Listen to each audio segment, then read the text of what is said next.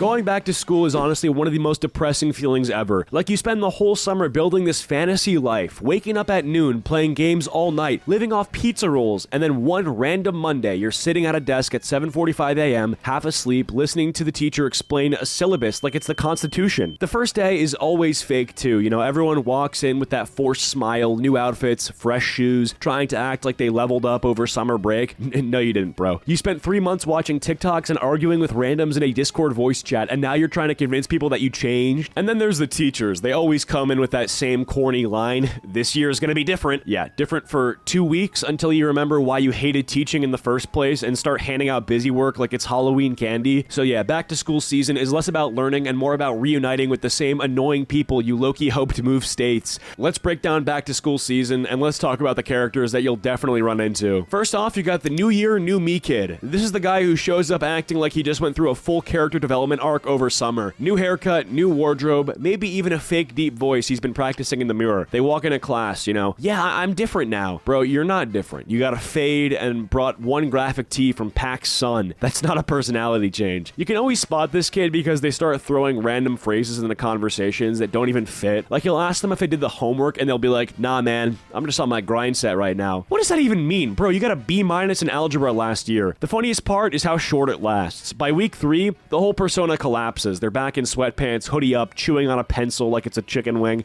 All that rebranding just to look like the same NPC that you were last May. It's like summer glow-ups come with an expiration date. You can fake it for the first few days, but eventually the mask slips and boom, you're just regular you again. Same kid, same jokes, same bad grades. Only difference is that now you're broke because you wasted $200 at the mall trying to look mysterious. And to be honest, nobody's fooled. Like, you can spend the whole summer trying to rebrand yourself, but your classmates have seen you at your lowest. They remember when you got bodied in dodgeball or when you cried after getting called to read out loud. You don't just walk in with a chain from Hot Topic and erase all that history. The new year, new me kid always underestimates how petty school is. You can show up looking like you're about to drop a mixtape and someone will roast you like, hey, didn't you wear Heelys until 8th grade? Boom. Reputation reset. And the craziest part is they try this every single year. Freshman year, they're edgy. Sophomore year, they're spiritual. Junior year, they're suddenly on their fitness grind.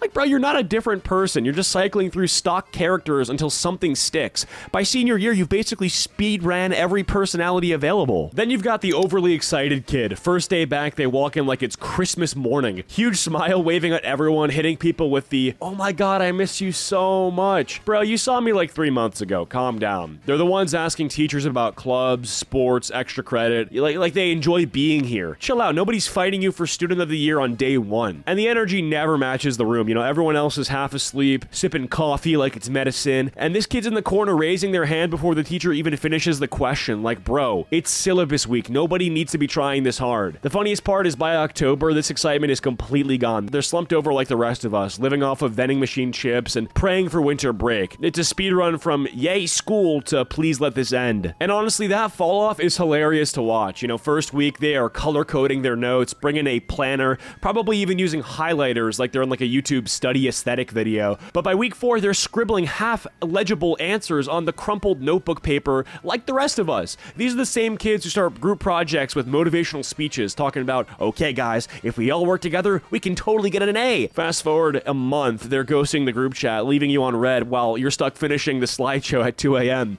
And enthusiasm in the hallways, oh my god. First day back, they're hugging everybody like they're in a Disney Channel reunion episode. But like I said, give it a couple weeks and now they're speed walking past people with AirPods in, pretending not to see anyone. The overly excited kid basically burns through all the school spirit in record time. You know, they go from a cheerleader to, you know, caffeine-dependent zombie faster than anybody else. Then there's the fashion show contestant. You know exactly who I'm talking about. First week back, they step into school like it's Paris Fashion Week, full fit check, brand new Jordans, some designer hoodie, maybe even a chain they clearly borrowed from their older brother. They don't just walk into class, they enter. Backpack slung over one shoulder, doing that slow strut down the hallway like people are actually taking photos of them. Bro, relax. We're not paparazzi. We're just trying to get to homeroom. And this person always acts like every class is a runway. They'll sit down dramatically, unzip their bag slowly, take out a notebook like they're unveiling a new product. It's all about the performance. But here's the thing, the drip never lasts. By week 2, the Jordans are creased, the hoodie's got a ketchup stain from lunch, and suddenly Mr. Fashion Week is pulling up in sweatpants like the rest of us. The funniest part about this one is that they don't even notice nobody cared. Like, bro, we're sitting in fluorescent lighting on plastic chairs eating cafeteria pizza. You could be wearing Louis Vuitton head to toe, and it still smells like tater tots in here. Next up, we got the summer story guy. This person will not shut up about whatever he did over break. Every conversation somehow turns into a TED talk about their vacation. Yeah, bro, when I was in Cabo, the hotel had 3 pools, and one of them had a swim-up bar. Okay, thanks for reminding me that I stayed home eating pizza rolls and watching TikTok for 2 months straight. They'll casually drop it in every subject too. History teacher's like, what did you learn this summer?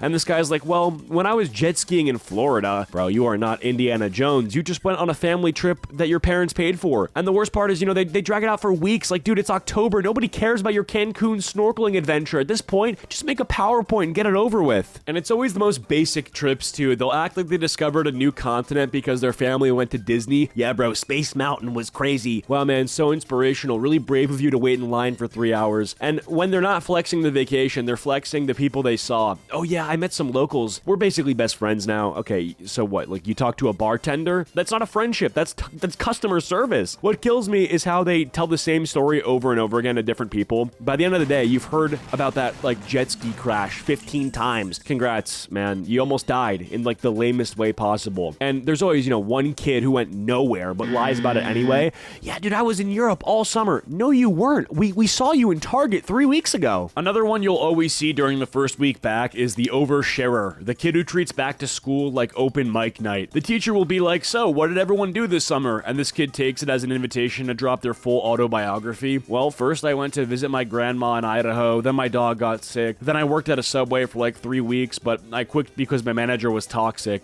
I'm here to tell you right now, we don't care. Let me tell you something. We don't care. Jerry. Bro, nobody asked for your summer documentary. We all just wanted like one fun fact, not a director's cut of your life story. And they'll drag it out every class, every icebreaker, every group activity. They've got some long-winded answer like, tell us your name and a hobby. And here comes, well, my name's Sarah, but people call me Sarah, sometimes S. And I used to be on the volleyball team, but then I hurt my ankle. And now I'm really into crystals. Stop. Please stop. We do not need your lore dump on day one. They'll even overshare the most random, embarrassing details like, yeah, my cat threw up in my shoe the morning of my cousin's wedding, and then my mom got in a fight with our neighbor about recycling bins. Bro, how did we get here? We're just saying names and hobbies. By the end of the week, everybody knows their whole family tree, medical history, and astrological sign. Like, congratulations, you just trauma dumped on the entire class before you even opened the textbook. Anyway, I hope going back to school is easy for all you guys, but regardless, I hope you enjoyed this video. If you did, please be sure to leave a like and subscribe. I also post all my videos over on Spotify. If you could check that out, I would really appreciate it, and I hope you guys all have a great day. See ya.